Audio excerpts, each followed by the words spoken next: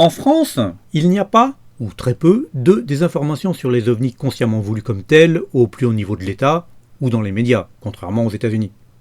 En revanche, pour des raisons culturelles, le traitement du sujet à l'égard du grand public de manière sérieuse y est juste limite impossible. Et pourtant, cela n'a pas toujours été le cas. En 1954, l'Assemblée nationale abordait le sujet. Dans les années 60, la France était sur le point de lancer sa propre étude sur les ovnis, avec le soutien du général de Gaulle. Les propositions soutenues par le ministre de la Recherche, Alain Peyrefitte, avaient été acceptées en 1967, mais les événements de mai 68, puis le départ de Gaulle, firent avorter le projet, qui ne renaîtra qu'une décennie plus tard.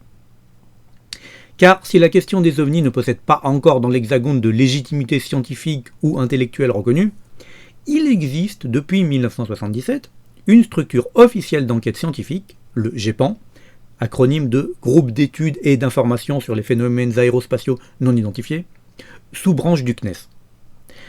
Elle y est bien moins admise que dans d'autres pays, alors que nous disposons d'un ensemble de données de qualité validant la réalité d'un phénomène physique et inexplicable. La publication des enquêtes du GEPAN, malgré leurs moyens limités, curieusement n'atteint pas l'opinion publique française. Pire, cette recherche publique est parfois fustigée par certains pseudo-sceptiques qui n'y voient qu'une perte de temps et d'argent. Si les médias, et surtout la presse, ouvraient largement ces colonnes au phénomène ovni jusque dans les années 70, de nos jours, ou c'est pour ridiculiser le sujet, ou alors il s'agit d'un mutisme total. Les choses changent doucement, notamment depuis les vidéos du Nimitz en 2017, mais cela reste timide. Le sujet est prisonnier d'un débat verrouillé et en vase clos, dont la toile de fond est le scepticisme passif de la communauté scientifique. Cette absence de légitimité est aggravée par le combat idéologique de certains groupes, se réclamant du rationalisme. Aussi n'est-il pas surprenant que les enquêtes du GEPAN, parfois vantées à l'étranger, y compris aux USA, soient dénigrées en France. Alors que, et surtout en ce moment, l'actualité des ovnis est riche et soutenue, contrairement à ce que pensent certains, rares sont les informations qui sont reliées par les médias français. Et cette disproportion est spécifique à la France. Sans même aller jusqu'à parler de la presse anglo-saxonne, même en Russie ou en Chine, où la liberté de la presse est quasi nulle, les ovnis y sont bien plus souvent évoqués, et de manière sérieuse. L'exclusivité française ne réside pas dans l'approche du phénomène, mais dans son exclusivisme et sa persistance. Aux États-Unis, bien sûr, il y a de nombreux détracteurs très virulents quant à la réalité physique du phénomène, mais cela ne verrouille pas le débat pour autant. Les autres options aussi ont droit de parole. Le rire sert aussi de refus de pensée et ouvre la porte au ridicule, une arme de désinformation particulièrement redoutable et efficace. On peut bien sûr rire sur les ovnis, mais uniquement s'angosser indique qu'il n'y a actuellement pas de place dans les médias français pour un traitement sérieux et ouvert. Les Français sont sans doute moins disposés que d'autres à prendre en compte la désinformation, car celle-ci porte atteinte à une certaine tradition intellectuelle hexagonale fondée sur la toute-puissance du raisonnement et de l'abstraction. On exige une confirmation irréfutable et massive du phénomène avant de s'en occuper. Cette logique est certes rationnelle et c'est très bien, mais inadaptée à la question des ovnis. Je vais vous donner 3 exemples de type 2 poids 2 mesures qui montrent bien à quel point les médias sont orientés dans un sens et pas dans l'autre. Premier exemple, en 2003, le journal L'Indépendant publie un court article. Les Anglais ont fermé, il y a quelques semaines, leur bureau londonien d'études et de surveillance des ovnis. Cet article sera repris dans d'autres journaux ou magazines comme Le Figaro. Sauf que, à la base, il s'agit d'un article paru dans le Times en 2001, soit déjà 2 ans avant. C'est plus très frais comme news. Et il s'agissait uniquement de la fermeture estivale, bref, un non-événement total, d'une petite association ufologique privée, quasi inconnue, et en rien d'un organisme officiel. De plus, le président de la dite association avait réclamé au Times de corriger l'erreur, ce que ces derniers n'ont pas daigné faire. Pour prendre une comparaison, c'est un peu comme si on titrait en gros en première page « Tel célèbre joueur de foot quitte tel club », alors qu'en réalité c'est « Le club local de Trifouille-les-Oies prend un mois de vacances cet été ». Par ce traitement disproportionné, les Français ont plus entendu parler de cette obscure organisation anglaise privée que du rapport Cometa sorti en 1999, peu relayé dans les médias. On marche sur la tête. Les deuxième et troisième exemples sont liés à Roswell. Alors on va évidemment pas se lancer dans l'affaire Roswell maintenant, cela ferait l'objet d'une vidéo dédiée un de ces jours.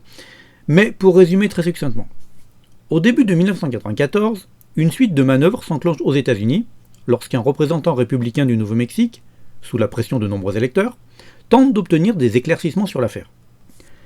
N'ayant rien obtenu du Pentagone ni de l'US Air Force, il se tourne vers le GAO, General Accounting Office, c'est une sorte d'équivalent de notre Cour des comptes, pour demander l'ouverture d'une enquête. Au cours des mois qui suivent, l'US Air Force fait savoir que les débris de Roswell étaient ceux d'un train de ballon, ultra secret, qu'on appelle ballon mogul, destiné à permettre la détection acoustique d'éventuelles explosions atomiques soviétiques. Les descriptions fournies par les témoins ne correspondent en rien à des débris de ballon, mais peu importe. Il existe à partir de 1994 une, entre guillemets, vérité officielle sur les débris de Roswell. Au début de 1995, alors qu'on attend la sortie du rapport du GAO, une étrange nouvelle éclate.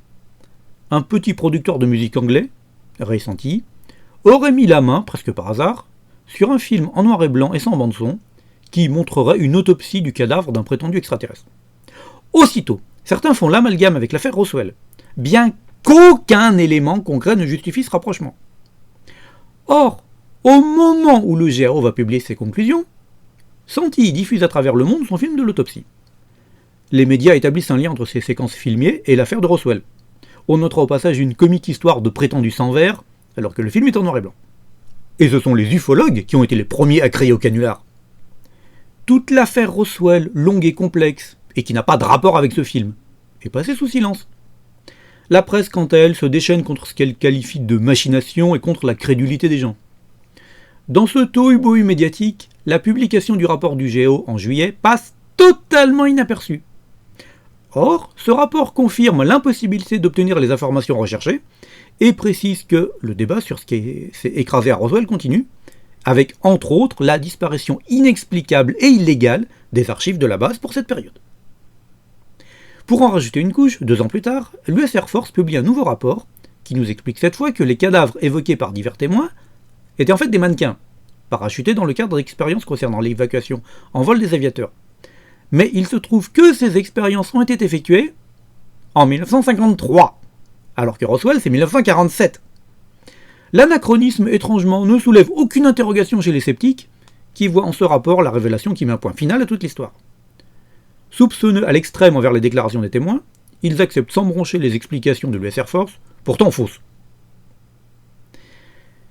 10 ans plus tard, en 2007, France 3 diffuse une émission qui contient un interview d'un truqueur professionnel britannique, travaillant pour le cinéma, et qui affirme avoir produit de ses mains le cadavre de l'autopsie. Mais n'en apporte aucune preuve, alors qu'une séquence le montrant en compagnie de sa prétendue création aurait suffi à donner déjà quelque crédibilité à ces affirmations. Étrange tout de même. On se focalise à fond sur certains aspects totalement sans intérêt ou facilement démontables, alors qu'en même temps, pas un mot sur d'autres aspects autrement plus concrets et qui posent question.